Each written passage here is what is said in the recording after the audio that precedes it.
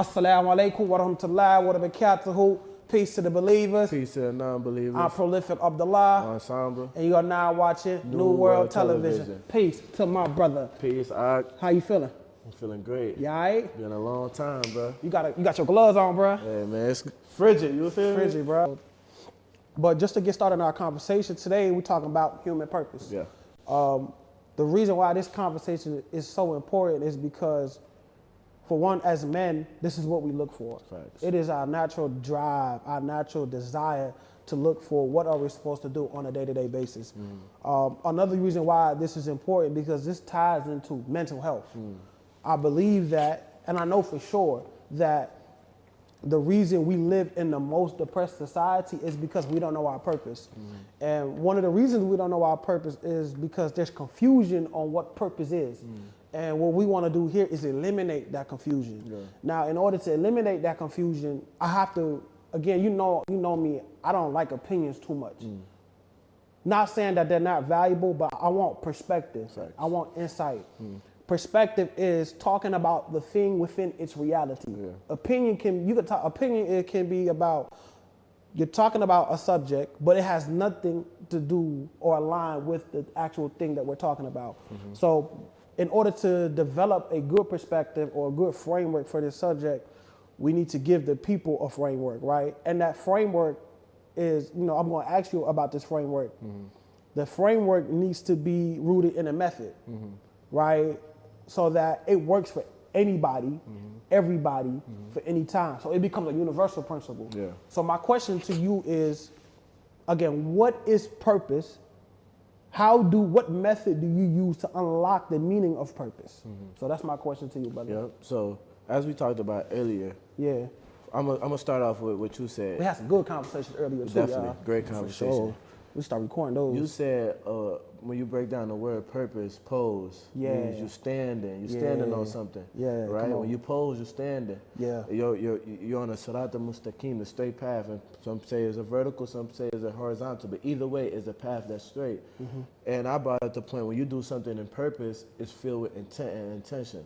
So purpose to me is that you're on a path and you're on a, you're doing something and it's intentional. Yeah. Right? So, and there's different types of purpose. For me, the most important type of purpose is the purpose that follows the model of how does it benefit you, how does it benefit your community, and how does it benefit the world around you. Yeah. So you or yourself, what you're doing, how does it benefit you and your family? How does it make you better? How does it elevate your status? How does it help you stay on the Sirat al-Mustaqim? How does it connect you with God and your spiritual self? Yeah. How does it make you whole?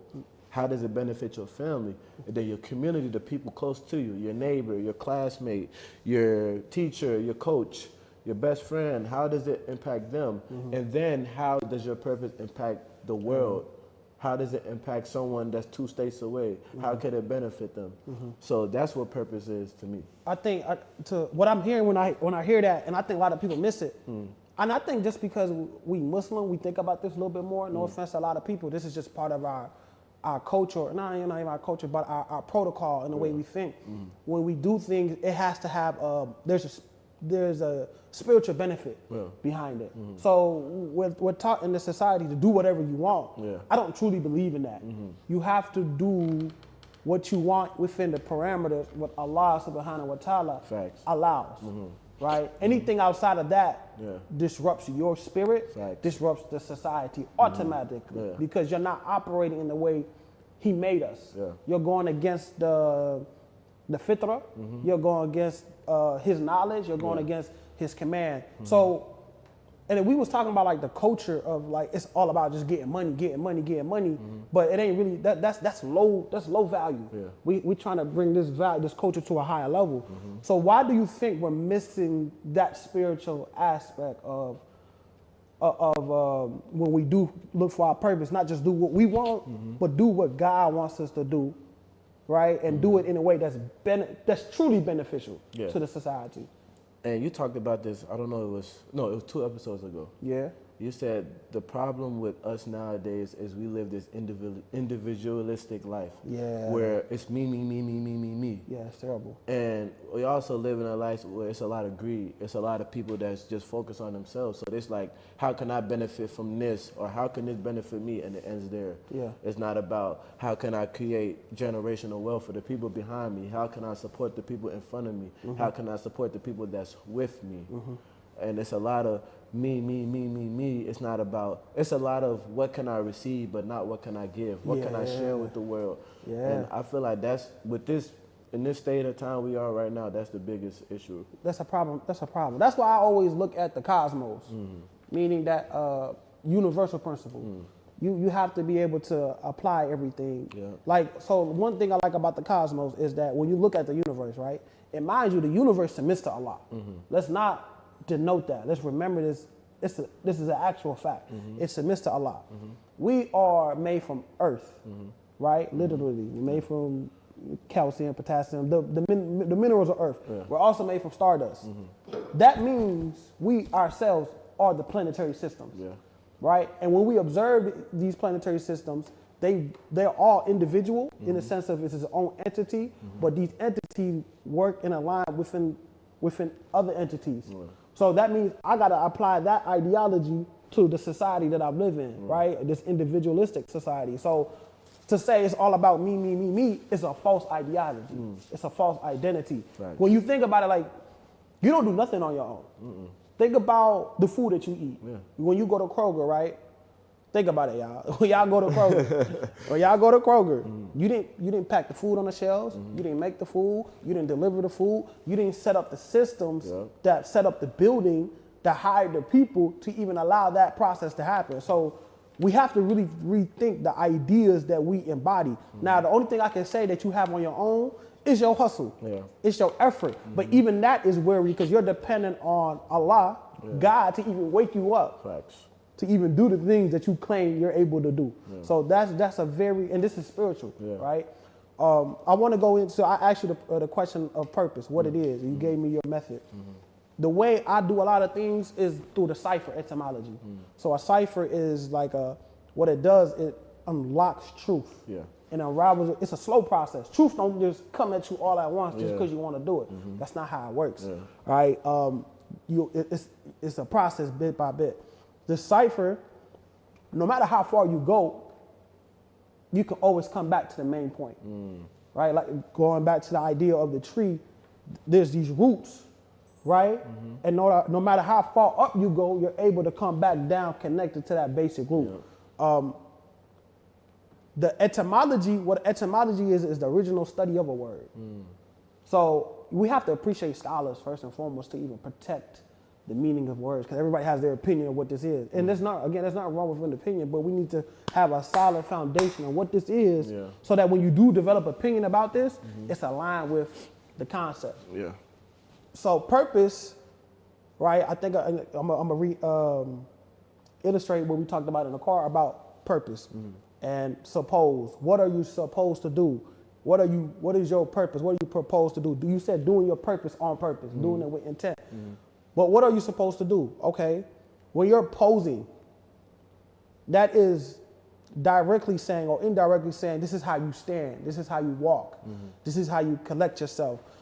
We're supposed to travel the Sirat al-Mustaqim, meaning we're supposed to have access to Allah subhanahu wa ta'ala. Everybody has the potential to do so. Now, in order to do that, you have to be upon principles. You have to be upon truth. You have to be upon good character. Not even just good character, but mastering those characteristics, mastering those disciplines, being patient. These things connect you to the Supreme Being. In the word Sirat al-Mustaqim, you hear the word istaqama or istaqamu, meaning he's striving to be upright. Yeah. So when you are thriving to be truthful, when you're thriving to be purposeful, what it does, it stands you up. Yeah. Somebody who's depressed, what's their position? They slouch. So you're no longer connected to the heavens. Yep. The Sirat al-Mustaqim connects you to the heavens, right? And your mind, from symbolic, your mind is the heaven. Yeah. It's supposed to feed everything on the bottom. That's why your lower chakra, you know, the second head ain't supposed to be over here. Yeah. Because if your second head is here, is the main one, if your main driving force, you're acting like an animal. Yeah. But your main head has to override everything. And when your main head overrides everything, you then walk in a way, you enter into rooms, and you walk with purpose. Yeah. You start to work your purpose on purpose. My question to you, again, you talked about it already, honestly. What was the realization that this was my purpose for you? What was the realize, like, man, this is my stuff. I got to do this for the rest of my life. Yeah. I was watching this video, right? And the video said there's two types of people you meet in life, Yeah, right? two types of people. Yeah. I be trying to think of the concept you bring up, bro. There's people that's in your life for a reason, Okay. and there's people that's in your life for a season. All right. As we know, seasons change. That means some people are with you for that phase of life. Some people are with you through high school. Some people are with you through college, but they won't be in your life forever. There's some people, or they're in your life to teach you something, or they're in your life just because they're there. Like you in high school, so we in the same class. Yeah. So you here with me, but if I ever get out that class, we're not gonna be together. Yeah, You're there for a season. Yeah. If you're there for a reason, that's someone that can teach you something. That's someone that can influence you in a positive way. Someone that can impact your life. And I remember I was in this relationship, and at the end, this is kind of cliche, but I told them, I was like, I feel like I was brought into your life to teach you something, or to help you prepare you for the next part of your life, or the next part of your journey. Yeah. After I said that, I started thinking to myself, I said, dang, I think my purpose in everybody's life is to come in their life, help them realize something about themselves, guide them towards something that can help them be better. And once they take that step towards doing that, I distance myself naturally. So I started to think to myself, as a teacher, if I have you for, let's say, 4 years in high school, from 3 years, 9th grade to 12th grade, I have you, I instill these values in you, I teach you these things, I teach you these skills, and I set you up for when you leave my classroom and graduate, I set you up and send you on your way. When I coach, I teach you these values, I help you transition from being a boy to a man, whether you go pursue a career professionally, whether you go to work, whether you go to the army, whether you go to college. But even if you don't take everything Coach Somber or Mr. G taught you, it's going to be something that is going to stick in the back of your mind. So that's when I realized my purpose is to be an educator and a coach. Yeah. Because no matter how far I go, someone always reaches out to me and be like, man, Sam, I remember when we was in college, freshman year, you said this, bro, and I'm finally starting to realize you was right. That's dope. I remember I had a relationship with somebody when I was in the 8th grade, and they reached out to me like a year ago, and it was like, I remember when we was in 8th grade, you told me this, and I'm now seeing it. Yeah. It's crazy, like, and I'm like, dang. And back then, it's like, it's not that I knew more than them. I was more educated than them, but it was like, it was who you were, something, it was just something I was giving them, but I didn't even know I had it. It was just natural. So then but I didn't realize this until after I quit basketball. So even though basketball was a beautiful thing for me, it taught me a lot. It helped shape me who I am. Once I got done playing, that's when I realized that wasn't my true purpose. It was something that I had to go through to get to my true purpose. And everything that I went through is incorporated in what I teach people now. It's incorporated into the advice I give. It's incorporated to the stuff that I say on this show, where I get that from. I'm not pulling this stuff out my rear end. This is stuff that I went through, the stuff that I understand. So once I realized that my purpose is to be in people's lives for a reason, whether it's through education, whether it's through coaching, I could have a conversation. I could be pumping my gas and you could be at the next pump over. You might be having a bad day and something I say may change your day. Or I could say a joke. Or it's a lot of people that call me for relationship advice. Or they call me for advice or something. Yeah. And like, I'm not an expert, but I always know the right thing to say. Got you. So it's just like, I feel like my purpose is to be in people's life for a reason, whether it's through education, coaching, or just being someone to make you laugh, or just being someone that's a listening ear. I don't even have to give you advice, but just someone you feel comfortable calling and telling your problems to. Yeah, I think it's important to have brothers like you in the school system, first and foremost. Because I think it comes with a different character. It comes with a different spirit. It comes with a different aura, and it shows the kids that this is cool. Going back to the conversation in the car, like the Fulani and the Wolof, like we think we better because this. Nah, like you bring a intellectual swag to it. Whether it's Wolof and American, right? It's not just this one dynamic. And I think people try to exclude us or put us in a box. Oh, he this. Nah, I'm me. Yeah. You know what I'm saying? I think we need more people like that. I remember I was telling Coach Black that too. We need more African brothers to be teaching. I'm gonna say specifically more Muslim brothers, exactly, to be honest, because we have a certain principle that we can input to other people that truly need it. Allah says that we're brought out for mankind for the benefit of society. Therefore, the reason is because we make the claim, we have the claim that we have the most purified logic, right? La ilaha illallah is a purified logic. It's the cleansiest tawheed ever. You know, there's Judaism, there's Christianity. They believe in monotheism, but we make the claim that we have the purest monotheism, right? Therefore, we produce the purest logic for people. So I think that's a main important thing to talk about. I think, like, for my own life, my purpose, just like how basketball was your tool, football was mine, right? Football was mine. And I met a lot of people, talked to a lot of people. I've been in a lot of places. But I think what it helped me throughout the process was that, first and foremost, when I was in school, like when I was in high school, I didn't do nothing in school, right? But what I learned in college is when I put effort into myself, I can have a 3.2 GPA. I had a 1.2 GPA, no kidding. I barely graduated high school. That's because I thought I had a self-image of myself that wasn't positive, right, to some degree. But I learned through college, like I remember in school, we had to write a page front and back every class.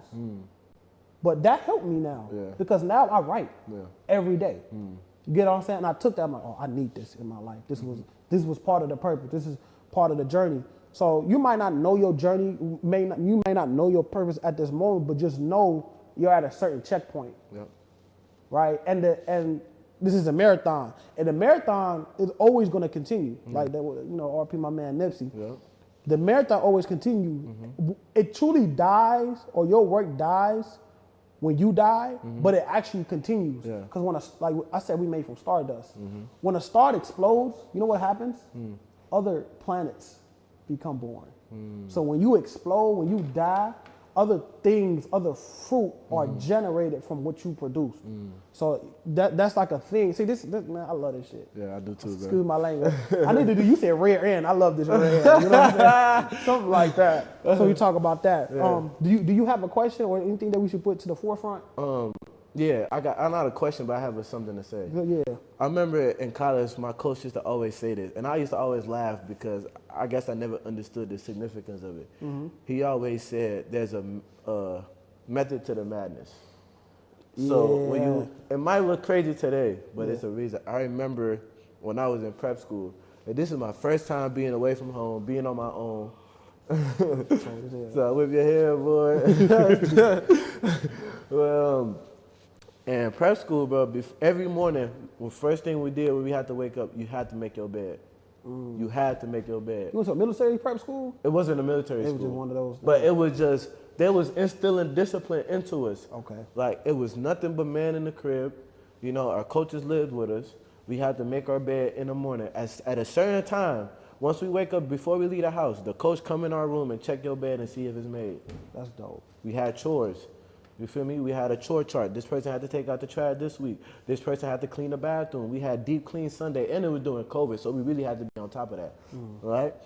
And we had to cook for ourselves. That's dope. It's either you cook or you go buy food, but you had to cook. You had to cook. So you had to get something to eat. You had to get something to eat. Yeah. You feel me? And back then, I'm like, bro, we paying all this money. We got all this scholarship, and we got to cook for ourselves. But then when I got to college, and it's Ramadan, and when it's time for me to eat, the cafe is closed. So now all the stuff that I learned how to cook in prep school, now I'm cooking for myself. I'm making my bed. I come home from school, I'm making my bed. My mom like, my room clean. My mom like, You different.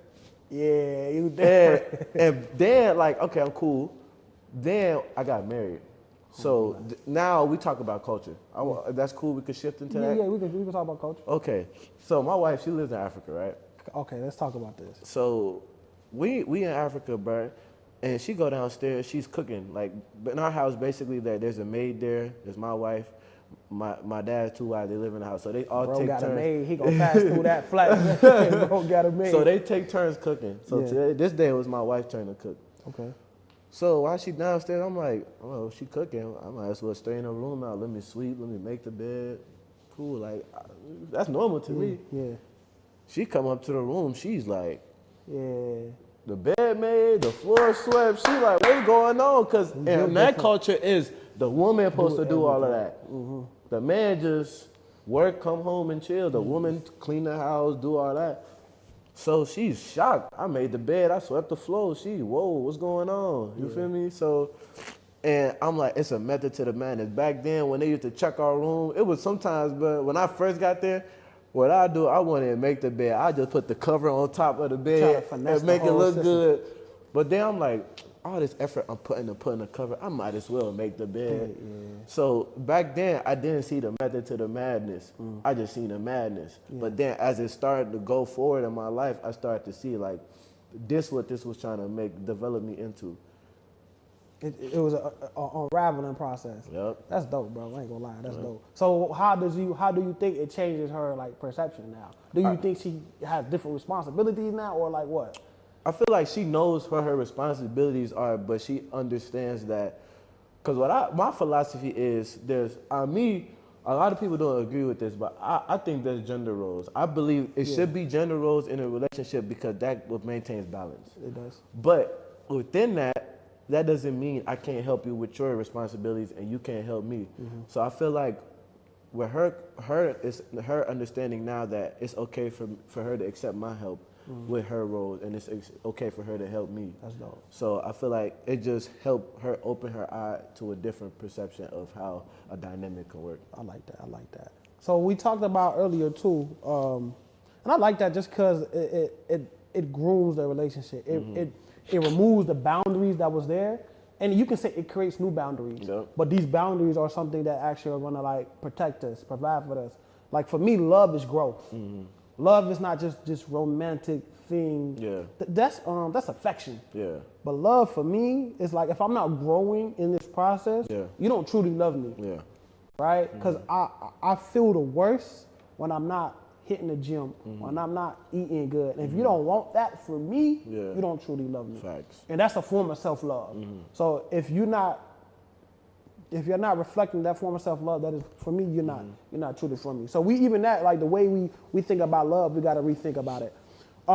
Let's go back to purpose. All right. I mentioned earlier, I had you listen to the video. I'm going to re-illustrate that too. Our purpose is to work. We are khalifas. Inni ja'ilun fil ardi khalifa. I'm also going to say min nafsi wahida. We all come from one soul, the soul of Adam, who was given the responsibility of the role of a Khalifa. And we are the Khulafa, meaning that we inherit his responsibility as well, right? We are supposed to manage our environment. That's that's a vicegerent in Christian terms.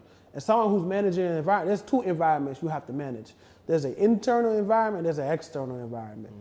I'm going to say the internal environment first, because this is where the garden is at, right? You can't plant no seed. You won't be able to grow or develop anything without your environment being healthy. Because anytime you do something, anytime you have a vision, anytime you have a plan, it's gonna crumble because you haven't gave it the space in order for it to grow. Therefore, you are oppressing your own self. So the reason why you may not be growing, or this vision or this idea that you have may not be flourishing, because you haven't put it in an environment that it needs to flourish. You got to cut out some weeds, whatever that looks like for you, right? It might be the people that you're hanging out with. It might be the information that you're not connected with. It might be habits. It might be bad habits, right? You said last time as well that there's two entities we cannot lie to. Facts. You cannot lie to Allah subhanahu wa ta'ala and you cannot lie to yourself. Yourself. I'm going to reiterate that. You cannot lie to God, Allah subhanahu wa ta'ala, your creator, the all-knowing creator, nor can you lie to yourself. The reason why you cannot lie to yourself is because Allah created you, right? He has put you upon a fitrah, a natural disposition, right? The subconscious knows its purpose, right? And what you have to do, and this kind of talks about what we talked about last time with men, when we have to put our emotions to the forefront, we also have to put our subconscious patterns to the forefront. We have to know the blueprint that God designed within us and operate within that blueprint. Facts. If not, we're not being authentic to the code that he developed for us, right? We have to operate within the boundaries that he gave us, within the garden, and not eat off that apple tree that he told us not to eat off of, right? What am I saying now, right? We live in a very depressed society, right? And the reason being is because the habits that we're partaking in do not fulfill us. Yeah. There's things that you, like, think about when we reflect on a day, like, what time is it now? It's 17:42, it's 5:42. Yeah. So before we go to sleep, we reflect on what we did throughout the whole day. Yeah. And you know some of the habits that you partook in did not feel good. You know that you were not supposed to do this. How did you know that? That is the wisdom of God imprinted inside of you, and your subconscious acknowledging that. Now you have to put that to the forefront. Again, you have to engage in this process. You have to do your purpose on purpose. When you're conscious of something, you're doing it with purpose, on purpose. So what you have to do is figure out, what habits are you partaking in? Are they really beneficial? If they're not, you know that is not part of your process, right? So if we can talk about, what habits do you think our people need to be upon in order to know that they're connected to their purpose? Number one, we gotta be able to read signs. Okay, Allah said, hold on, I gotta say something. Allah says, he always talks about not ignoring the ayats, not ignoring the signs, you know, so I have to put that out there. Yep. So, read the signs. I might butcher this, okay? So excuse me if I do. If you know what I'm talking about, you know what I'm talking about. Okay. You ever seen the movie The Pursuit of Happiness? Oh yeah, the Pursuit, yeah, of course. Will Smith. Yes. So in that movie, there was a scene where his son was talking to him. He was telling him a joke, and it was about a guy who was stranded. And basically, he was stranded on an island, and he kept praying to God to help him out of it. A boat came by, was like, hey, you need help? He was like, no, I'm good. God will help me. Boat left. Another boat came. You need help? No, I'm good, man. God will help me. Left. Third boat came. I need help. God will help me. After that, he, you feel me, died, went to heaven. He was like, I was stranded on that island. I kept asking for your help. Why you ain't help me? He said, I sent you 3 boats, you big dummy. So, number one, we got to stop ignoring the signs. Like, it's a sign that God is trying to help you, and it's a sign that God is telling you this ain't right for you. Okay. And a lot of people hate rejection. I hate rejection. I don't know anybody that likes rejection. Yeah. But something that I live by is rejection is God's protection. Okay. If you are rejected from something or someone, that is God telling you that is not for you.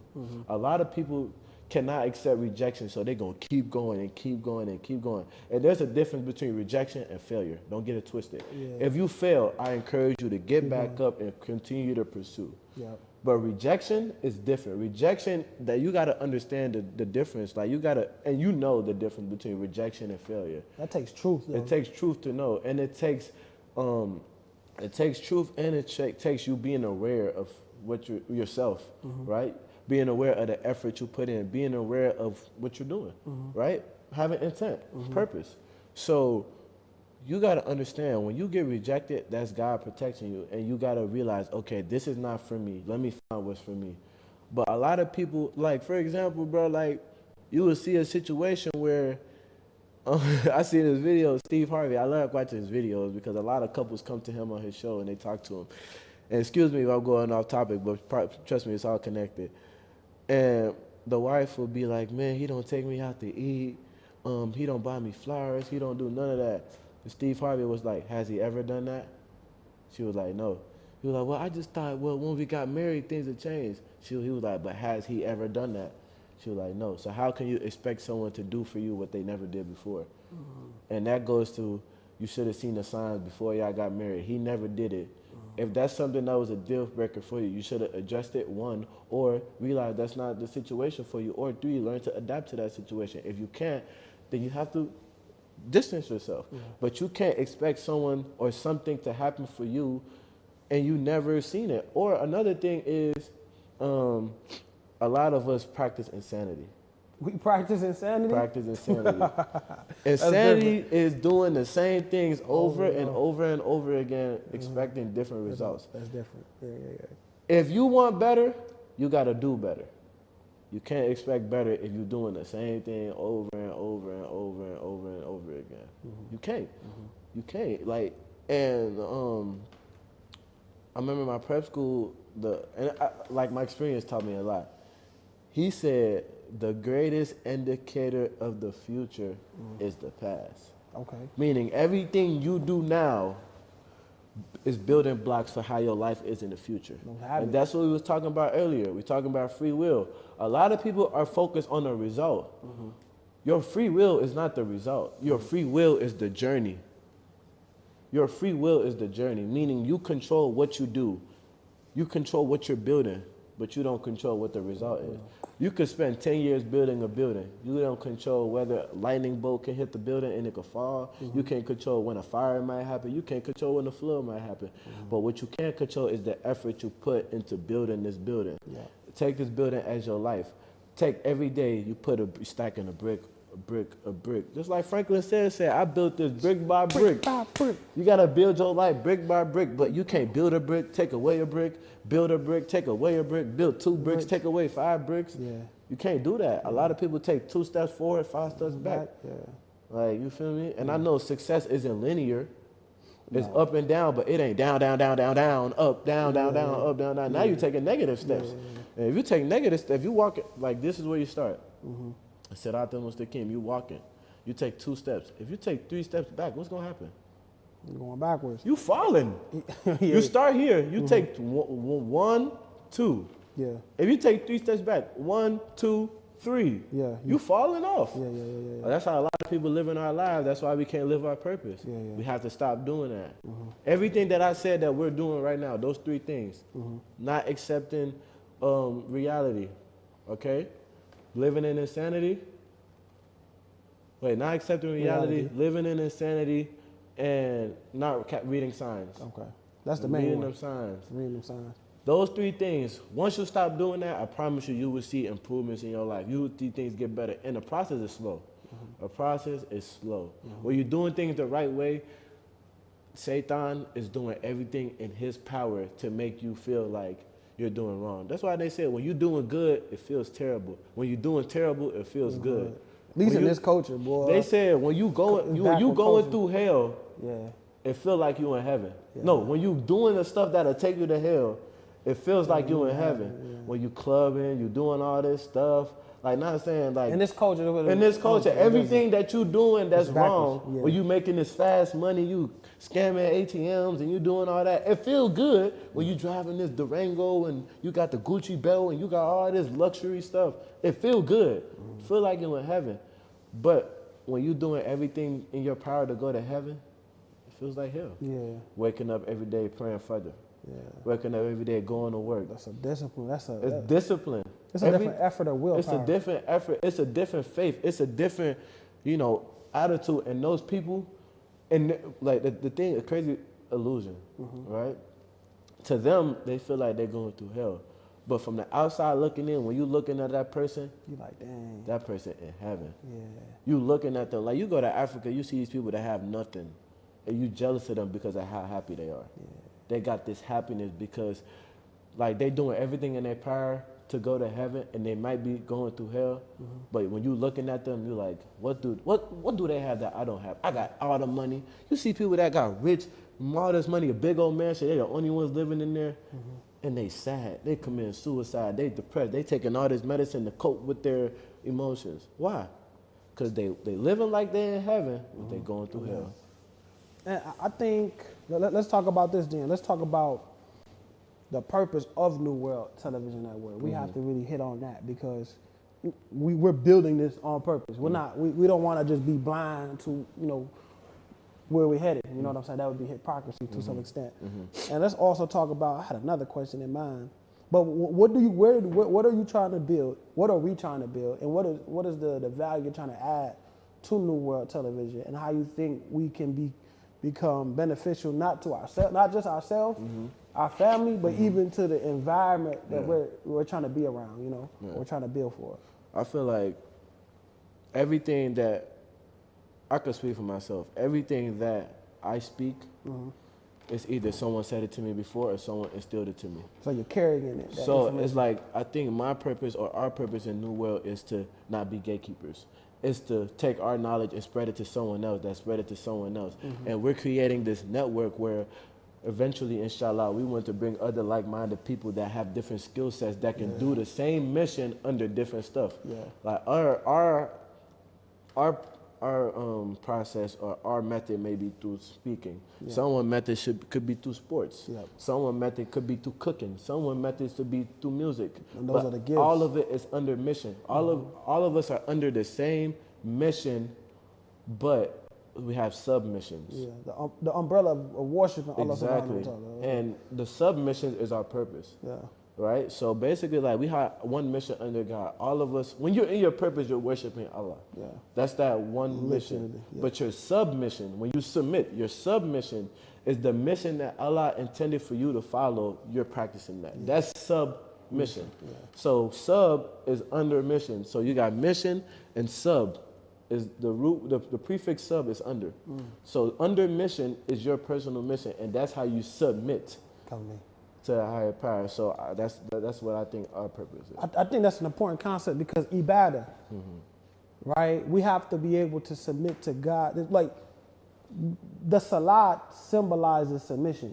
Meaning, salat, we are bowing our heads down. Yeah. Right? We're not operating on ego. Yeah. Our hearts are above our minds in that moment, and that's when we're closer to God. That is a symbolism to when we in politics, we have to operate within that same principle. Yeah. When we're in business, we have to operate within that same principle. Yeah. Politics, business, even entertainment, right? We can have a positive entertainment. We can have I went to a Muslim comedian. I'm like, bro, halal comedy, bro, it's dope. It was funny? Bro, it was funny. Bro, like, I don't remember everything he said because it was at that Muslim Culture Con event. They had a camp, 3 day. It was a 3-night, 4-day event, and we was doing poetry, we was doing comedian stuff.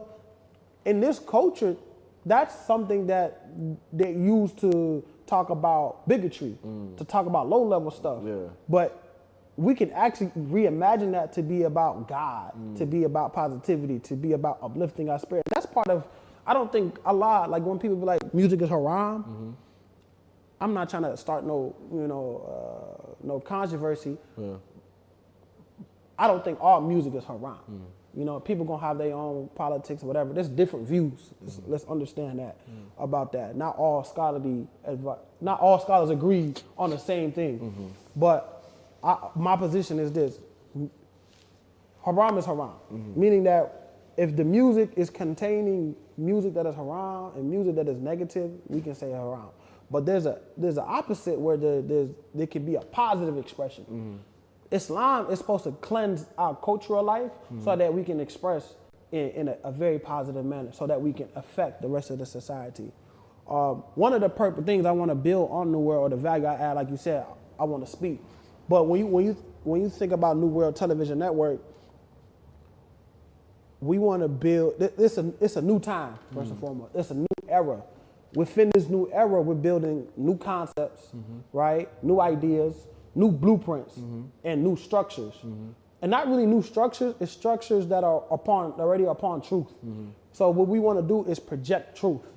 And when we're projecting truth, the haqq. See, the thing about Allah, He permits you to be delusional. Like, you have limited free will. Facts. You can choose how you want to be. That's why we live in a society where it's like you have your opinion and you're stuck in that ideology that you have your, it's because Allah permits you to think like that. You can think like that. That doesn't mean it's true. So we intend to project truth and operate within that truth, but within that truth, we want to hold hands with other people.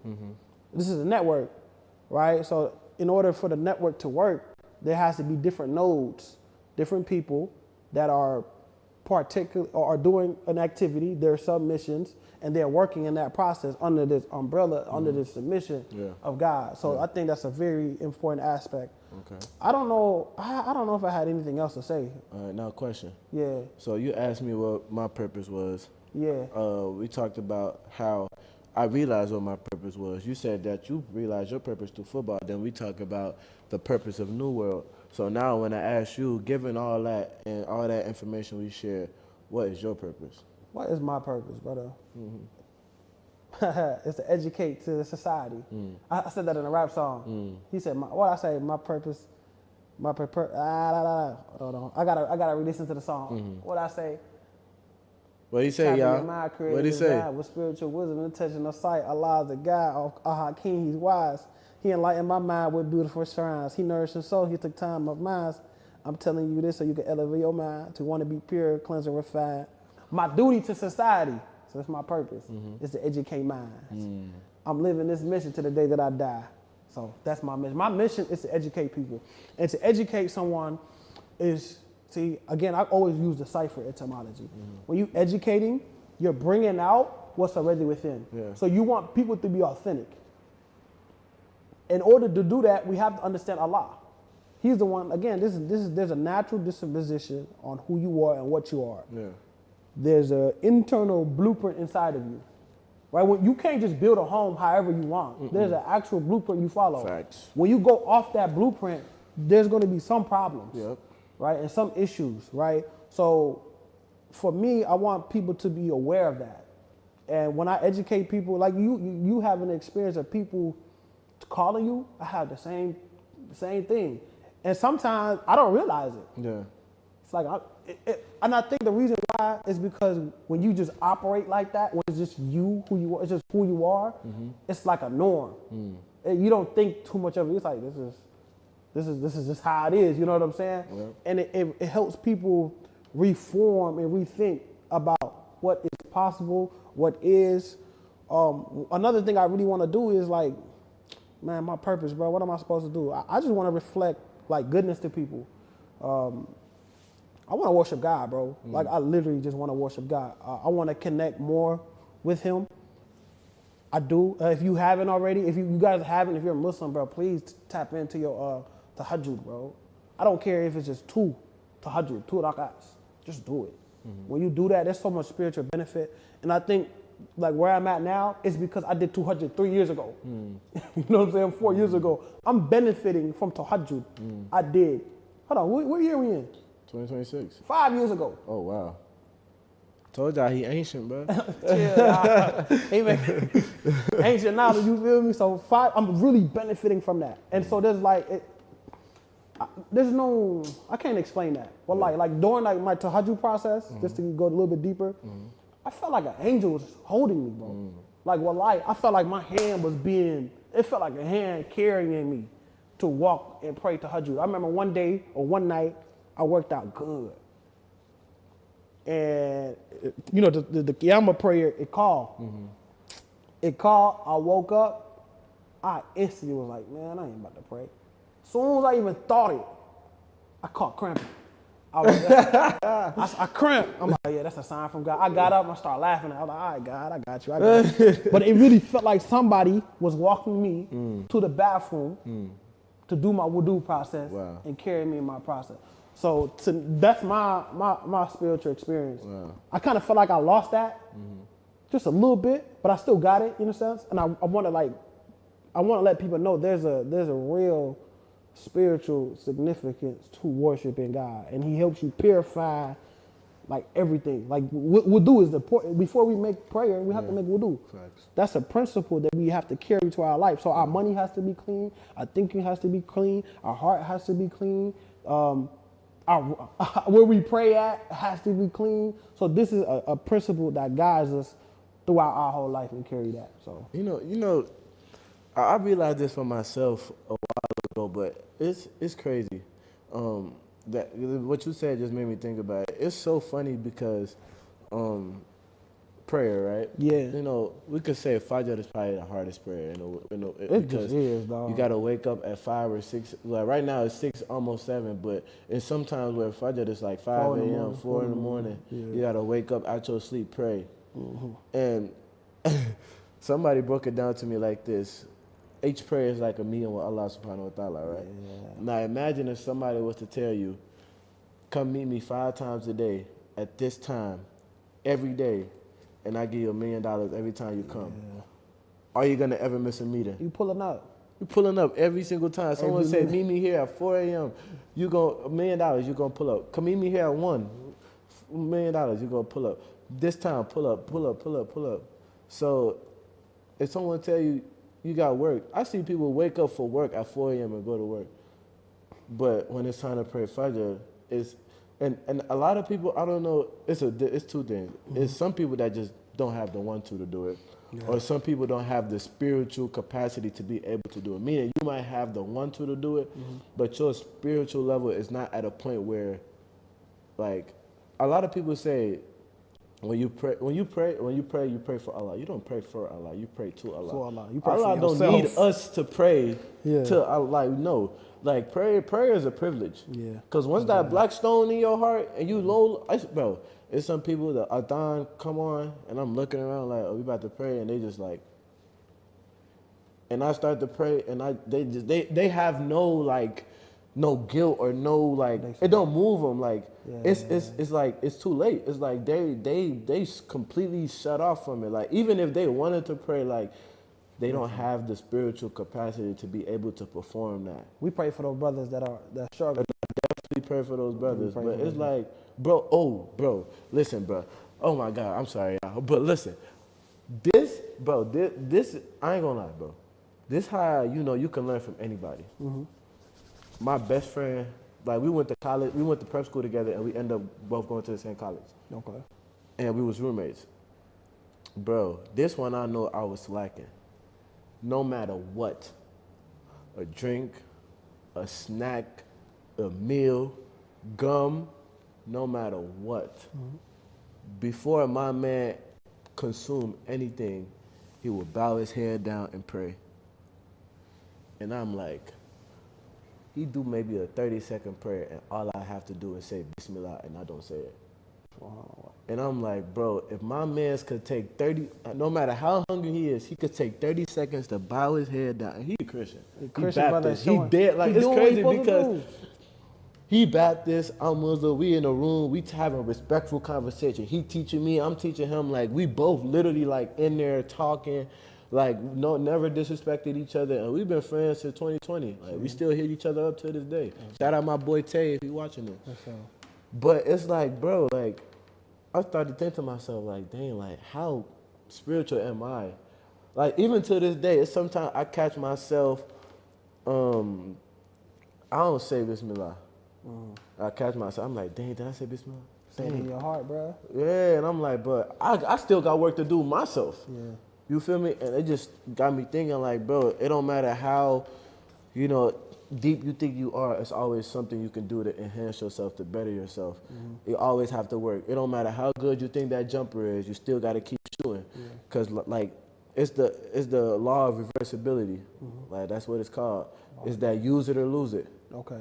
If you go to the gym right now, you squat 300 pounds. If you sit a week without squatting, you come back and try to squat 300 pounds, you're not getting it. Law of reversibility? Yep. Okay. Use it or lose it.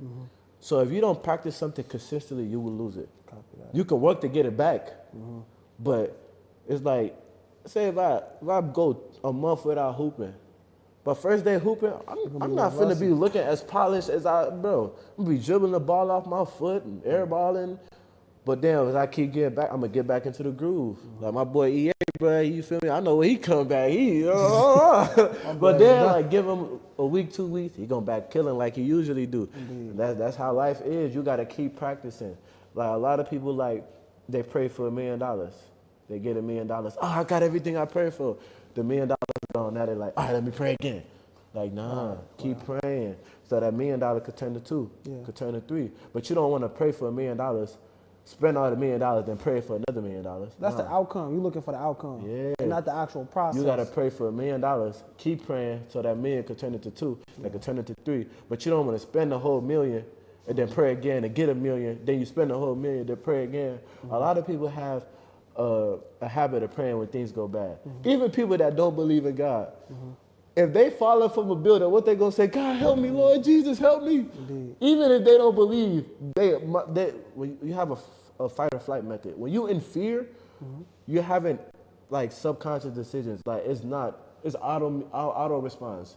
You have a fight or flight response. A response to flight, run, or you have a response to fight and be there engaged. But if you falling from a building and you in fear, you're like, God help me, oh God, oh Lord Jesus, like you're saying something because you know you subconscious yourself knows that there's a higher power. Whether you choose to believe or not, it's something above. The supreme being. Yep. We got to recognize that supreme being. La ilaha illallah, Muhammadan wa Rasulullah.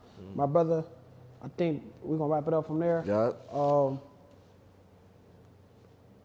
Everybody's on their own journey, right? But there's a method. Again, there's a method to the madness.